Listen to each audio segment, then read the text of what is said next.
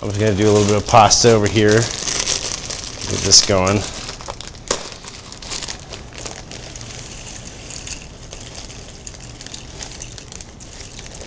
To me, pasta, you know, I mean, all pasta pretty much has the same flavor if it's dried, but I mean, it's fun to use different textures and different sizes and stuff.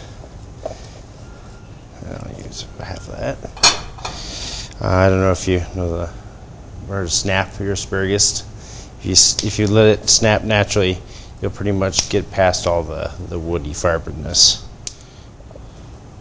As you get the real thin asparagus. It's funny, asparagus used to be a huge American crop, and when the U.S. government started cracking down on Peru for growing coca, they suggested to them that they grow asparagus. So now all the asparagus growers are going out of business in the United States because of it, because they're growing so much. I think they're still growing the same amount of coca, so that sort of backfired on us. Yeah. Got the asparagus on the, goes for an Asian look to it. Cut. This doesn't change the cooking time or anything, but it gives another look to your dish.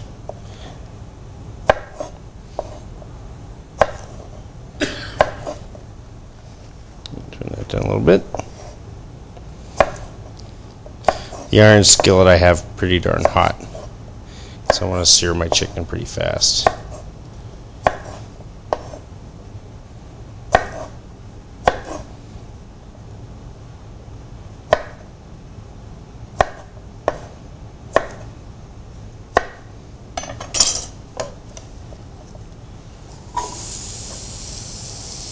Put a splash of water in there.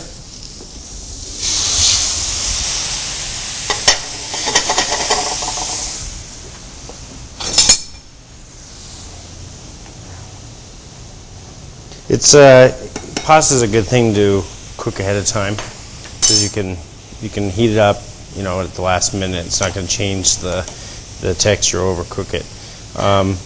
One of the things I tell people is to actually run it under cold water, because if you run it under cold water, you can really tell if it's al dente or not. Because when it comes right out of the pot, it's still, the molecules are moving really quickly, so it tends to seem a little softer than it really is.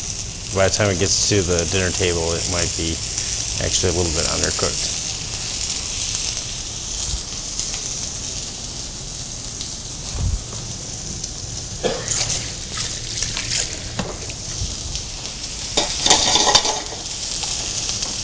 Add a little bit more butter to this.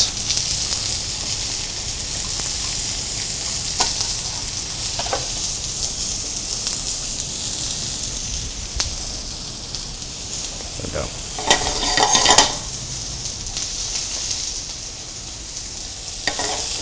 I actually like to flavor my asparagus with soy sauce. It gives a nice flavor to it. Soy sauce is a good, it's a fun salt to use because it's a 2-for-1.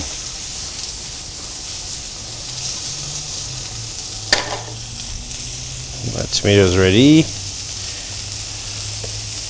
Our basil and some garlic.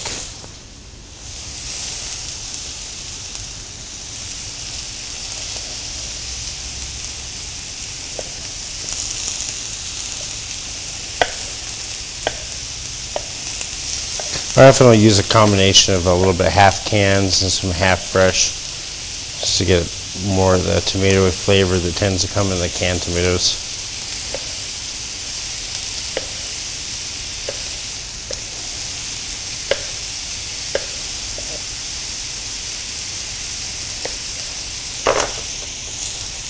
A little bit of salt on our chicken.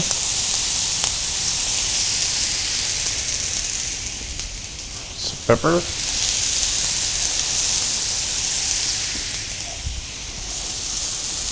A little bit of pasta. Let's get pretty close.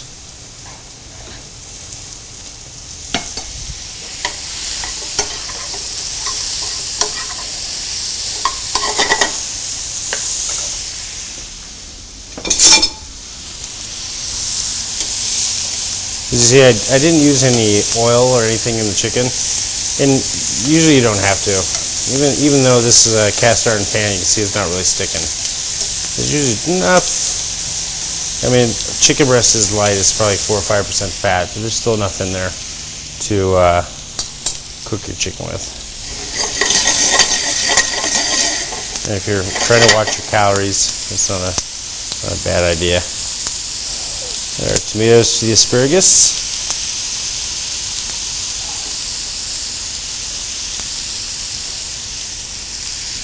And some garlic.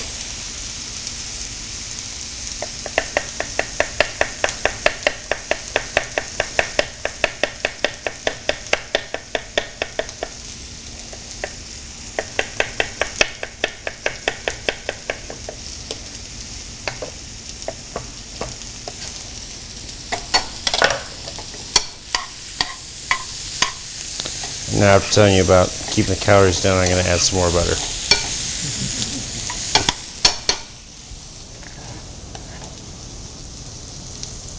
Well, those are pretty much done.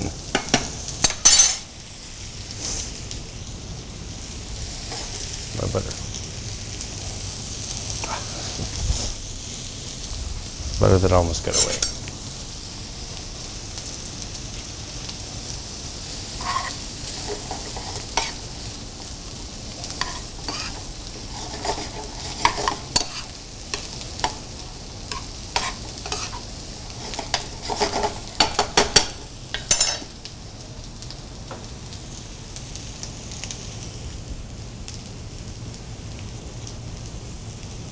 And for some fresh basil.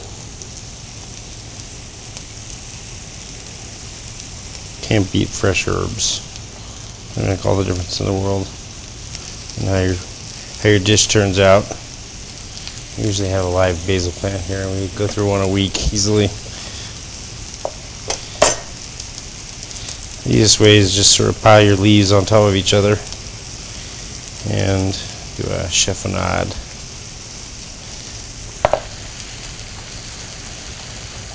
You usually want to slice your basil right before you're going to use it, because it tends to bruise. In a few minutes it turns that dark brown, so if you do it the last second.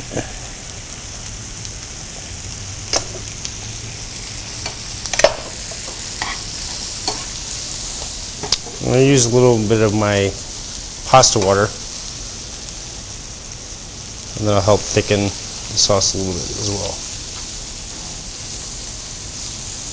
And then put your pasta right in there.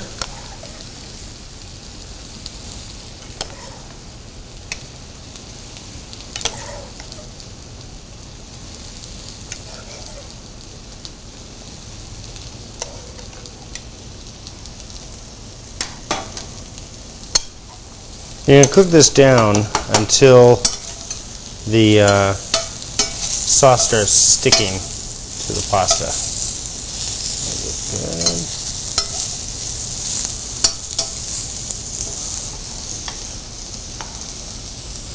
And for the sake of time, I'm going to butterfly these. Make sure I'm cooked all the way through. Bad knife. I should just throw that one out the door. This is pretty much cooked. Just throw it on there for a second.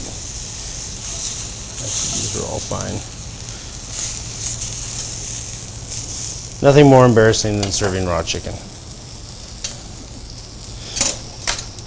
It's one of those one things that people won't go, that's all right. You may not care for the rare beef, but you will not eat the rare chicken. It'll be nice if one day that's no longer a problem. This is a little bit of feta cheese. Excuse me.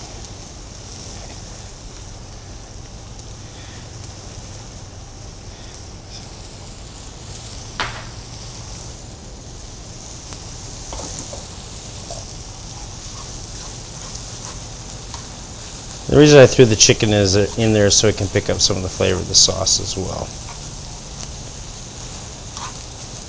You really don't have to have the cheese really dissolved in there. I actually like to hit those little bits of cheese that have flavor. If I keep mixing it, it'll totally incorporate into the sauce, and you won't get as many little bits of flavor.